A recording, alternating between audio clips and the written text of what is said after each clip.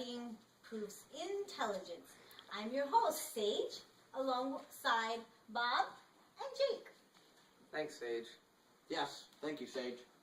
Alright, let's get started with the popular new controversial topics today. First, what's your opinion on Peyton Manning being a better fit in Denver or Arizona? Jake, you have the first word. Well, that's a great question, Sage. And I think his best fit will be Denver. It is quite a difficult decision, but I think Denver needs a better offense to level off their defense. After that, the real question lies in John Elway, the man that only weeks ago told everyone that Tim Tebow will be his starting quarterback.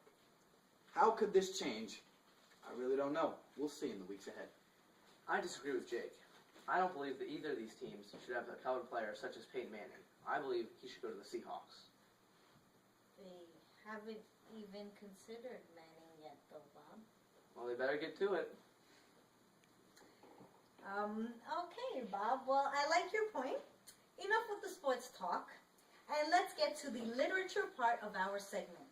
Better novel, The Prince and the Pauper by Mark Twain, or The Jungle by Upton Sinclair. These two novels have won many awards and yet have very different backgrounds. The Prince and the Pauper is all about two young boys, one prince and one young poor boy. They switch places for a small period of time, but that decision leads them further than where they wanted to go. The Jungle is about a Lithuanian family trying to make it in the packing town of Chicago, and the corruption and swindling force them to make terrible decisions. Jake, have at it. I personally believe that The Jungle is an extremely well-written piece by Upton Sinclair. But they are very similar, literaturally. Okay. And therefore, I choose both.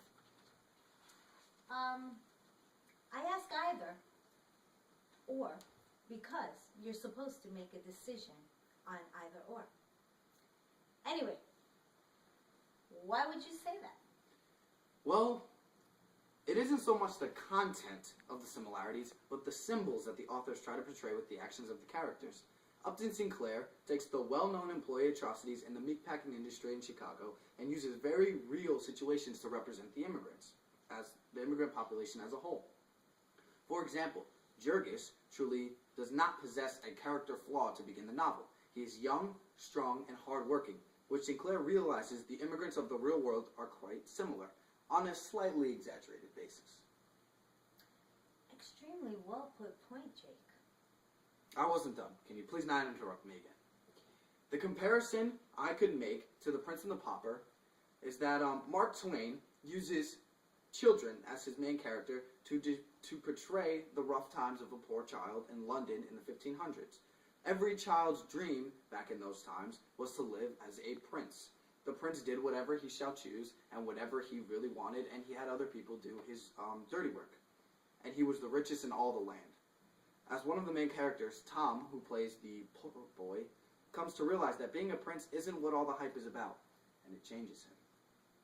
So what exactly is your point? My point is that the authors use their characters as representative figures of the immigrant and the London child and community as a whole.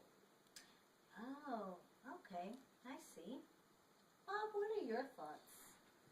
Neither. I believe Cat in the Hat is the best. Why, yes, of course. That is a great book and an excellent point. Do you have anything to add, Jake? Yes, Sage, as a matter of fact, I do. There are more similarities. Tom Canty, as I said before, playing the poor boy, has no freedom, is constantly beaten and restricted in his home environment by his father. Likewise, the young prince is confined to his royal apartments and has little or no freedom. As those boys are restricted physically, it seems as though Jurgis and Ona of The Jungle are restricted mentally and financially. The poor couple cannot even enjoy their own wedding without considering the cost of the celebration. All throughout the novel, the poor family must deal with terrible diseases and misfortunes. Jurgis even results in crime and marriage to drug use and prostitution. On the other end, with The Prince and the Pauper, Tom wonders, why not use a dog or a plumber, he wonders, but he concludes that all of the ways of royalty are strange. He's referring to his taste tester. That part was when the taste tester, had to taste his food, and Tom was wondering, why do you need to do this? This proves the point that he is bewildered by the behavior and he feels out of place and restricted to his freedoms. Couldn't have said it better myself. Bob, do you have anything to add? Well, Jake, I still feel as though there's many differences between the two books.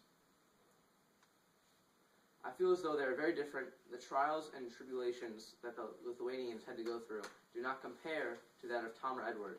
It was mere petty nothings that went on. Nothings? Are you insane? Edward was not only kidnapped, but thrown into an adult prison as a child, who also is used to having people at his beck and call. He was completely distraught, but he learned from his family.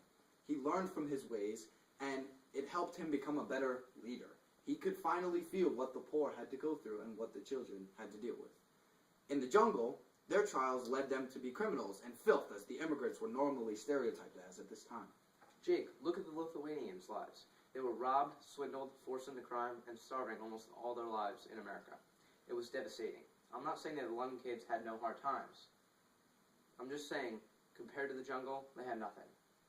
Okay, Bob, I see your point, but do we both agree that a major similarity would be the harsh tribulations the characters had to go through?